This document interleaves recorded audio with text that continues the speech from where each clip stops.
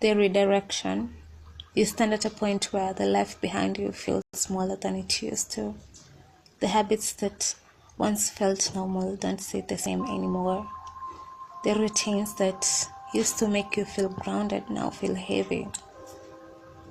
Nothing has to be loud for it to be real. You can sense the change in the quiet moments when you realize you're not reacting the way you used to. It can feel like you're losing control, but it's more accurate to say you're losing attachment to what no longer fits. Conversations that used to flow feel strained. Spaces that once felt familiar now feel draining. Even certain goals can start feeling hollow. Not because they're wrong, but because you change faster than the old version of your life can keep up with. This is the uncomfortable middle. You're not who you are, and you're not fully who you're becoming either. There's a gap between identities, and it doesn't come with labels, it comes with questions. It comes with the tiredness that doesn't match what you did today. It comes with restlessness that you can't solve by staying busy. In this middle, familiar tries to pull you back. Old patterns can look comforting, not because they're healthy, but because they're predictable. You might romanticize past connections, rewriting the memories so they feel softer than they truly were. You might feel tempted to return to old distractions just to escape uncertainty for a while. But each time you try to step backwards, something in you resists. Your body knows before your mind can explain it. That resistance isn't punishment, it's a signal. It's the part of you that understands survival mode cannot be your permanent home. You're redirected away from what keeps you small, even when you choose to feel safe. The discomfort is not proof you're failing, it's proof you're rearranging your life from the inside. As you shift, other people notice. They might tell you that you've changed, and the tone might not be kind. They might say you're distant, harder to reach. They were comfortable with the version of you that was always available, always willing to smooth things over. When you stop playing those roles, it forces them to feel the weight you used to carry for everyone. Your growth becomes a mirror. Some people will look into it and decide to grow too. Others will look into it and get defensive. Your boundaries can expose where someone else has none. Your calm can highlight someone else's chaos. That's why your change can be treated as an offense, even when all you're doing is becoming more honest with yourself. You may also notice certain connections thinning out on their own. Gratitude. I take time every day to practice gratitude, and it can be a little confusing. How you're supposed to give thanks in all circumstances. What about the terrible ones? I'm here to attest that my years on this earth have taught me the sacred power of gratitude. Even if you live through crushing disappointments, you can be grateful for the love of those who lift you up.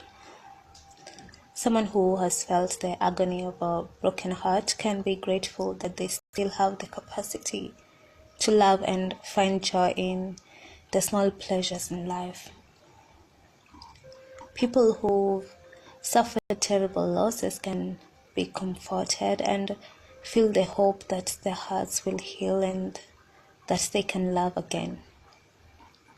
Those of us who've known isolation and loneliness, estrangement, alienation, can feel gratitude for the lessons it teaches us, compassion, and the willingness to reach out to others who've been marginalized.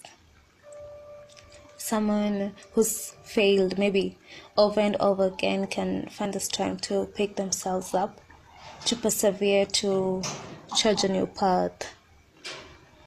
Those of us who are ashamed of our mistakes can Realize it's never too late to ask for forgiveness and be redeemed. That's something to be thankful for. And then there are days when it's easy to be thankful, and thank God today sharing this is one of them. Let us pray that we not only appreciate the blessings and overflow, but we do whatever we can to share these blessings with those people who need them most. The timeline shift. You have a rapid rate of elevation, and it's not the kind that creeps in slowly, where people have time to adjust. It's the kind that makes people blink twice, because one day they think they've got you figured out, and the next you're operating from a completely different level. That's not random. It's a full rebirth season. The kind where your confidence returns, your joy returns, your vision gets louder, and you start moving like you finally remember who you are. That shift creates euphoria inside you, while creating nervousness in someone watching from the outside. The reason they are nervous is because your transformation is happening in real time. There's no buffer, there's no slow warning, no long announcement, period. They watch you rise in front of their face, and it messes with the version of reality they were comfortable believing. They had you frozen in their mind, predictable, manageable, easy to read, easy to label, easy to keep in a certain lane. But the truth is, you were never meant to stay where you were. You were always meant to move, always meant to expand, always meant to upgrade. You just had to reach the moment where your soul got tired of being bored with your own potential. Your energy begins feeling like a cusp, like you're standing in the edge of a new reality. It's that cusp of rebirth feeling where you're carrying emotional depth and compassion, but you're also stepping into bold action. You're not choosing between being soft and being strong anymore. You blend it. You become the kind of person who can feel deeply without getting stuck. You can appreciate what you have while still acknowledging that you were called to build. That's not ungratefulness, that's purpose. That's the inner tag that says keep going. That's the feeling that you are meant to do more, be more, create more, experience more.